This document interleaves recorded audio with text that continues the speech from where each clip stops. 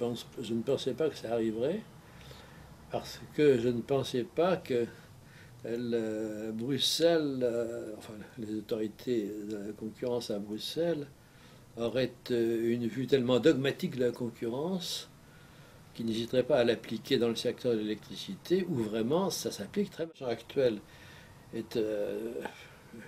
n'est pas très heureuse,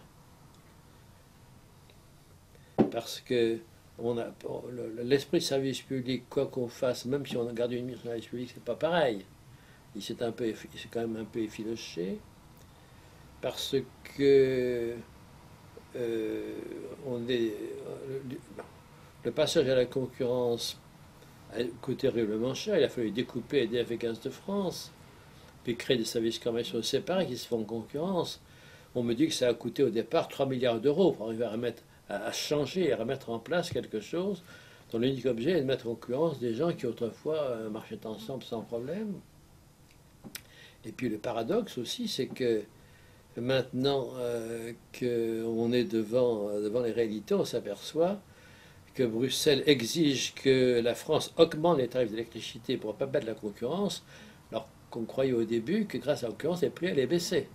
Alors on ouvre la concurrence pour baisser les prix, et on constate qu'il faut les augmenter pour ne pas battre la concurrence.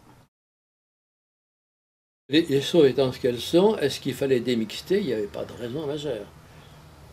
Alors, ou bien on veut absolument la concurrence pour la concurrence, quoi que ça coûte, ça devient un dogme, et là il faut le faire. Or, effectivement, à Bruxelles, c'est un dogme, puisque je le répète, du fait qu'on ouvre la concurrence et qu'on démixte, les coûts ont augmenté partout, ça a augmenté les coûts. Alors, il y a des gens qui disent oui, mais un monopole, c'est tellement mal géré par nature que de toute manière, même si on y perd en découplant tout cela, on va gagner par une meilleure gestion. Ça n'a pas marché. Ça n'a pas marché, on pouvait s'en douter à l'avance, parce qu'avant qu'on s'occupe de cela, les prix d'électricité étaient en France parmi les moins chers d'Europe, si ce n'est probablement même les moins chers. Et donc, faire encore mieux, il ne faut pas trop exagérer. On était déjà parmi les meilleurs, et on demande maintenant de nous aligner sur les moins bons. Alors, les prix. Madame Thatcher a casser le système électrique anglais pour le soumettre à la concurrence et surtout le soumettre au privé. Le concurrent, elle s'en moquait. Elle a besoin d'argent et donc elle a vendu au privé ces réseaux. Mais il faut dire que le système anglais marchait tellement mal que de toute manière, instaurer la concurrence était bénéfique. En ordre de grandeur, ils étaient 35% plus chers que. Donc les Anglais ont proposé à la communauté européenne d'ouvrir l'électricité européenne à la concurrence dans tous les pays. Il y a eu un sondage, enfin une enquête, et tous les pays ont dit non, pratiquement tous, sauf l'Angleterre, pour l'ouverture à la concurrence, parce que en anglais, ils étaient très mal gérés, donc très chers. En Allemagne, ils étaient très bien gérés, mais pas régulés, ils faisaient fortune. Et ceci pour une raison très simple d'ailleurs, c'est que, a priori, c'est pareil, extraordinaire de penser qu'il y a un monopole et que personne ne le régule. En fait, le système consistait à mettre dans les conseils d'administration de toutes ces grandes entreprises à la fois les capitalistes et les maires des grandes villes qu'ils alimentaient. En disant comme ça, il y aura un équilibre. Mais personne n'a pensé, je caricature un peu bien sûr, personne n'a pensé que pour un maire, il est bien plus agréable de recevoir des dividendes que de monter des impôts. Donc il y a une sorte de collusion implicite entre les capitalistes électriciens d'Allemagne et les maires qu'ils alimentaient pour laisser les prix plutôt monter. Et donc ils faisaient fortune tous, tout en eux très bien gérés. Et tant que les électriciens faisant fortune se sont contentés d'acheter la porcelaine d'Augsbourg, puis même un petit Rungis qui n'était pas. Ça allait très bien. Quand on se met à acheter les groupes de presse, là, le gouvernement a eu peur. Et aussitôt, ils ont dit ben oui, il faut absolument mettre la concurrence entre nous pour baisser, pour rabattre un peu le caquet des électriciens qui devaient quand même un peu trop puissants et dangereux. Bon, je résume, hein, je caricature. Il faut dire ça avec beaucoup de prudence. Et donc, quand les Allemands sont alliés avec les Anglais, alors là, c'est devenu plus embêtant. Parce que c'était quand même deux grandes forces, et je crois que les Français ne se sont pas bien défendus. Le marché, SSC des marchés par pays, Et la plaque, comme la plaque de cuivre, qui est une façon de parler, est une image un peu osée. La plaque, actuellement, la seule vraie, c'est la France, toute la France du Nord, c'est le Benelux et c'est l'Allemagne de l'Ouest. Ça, c'est quasiment une plaque là-dessus.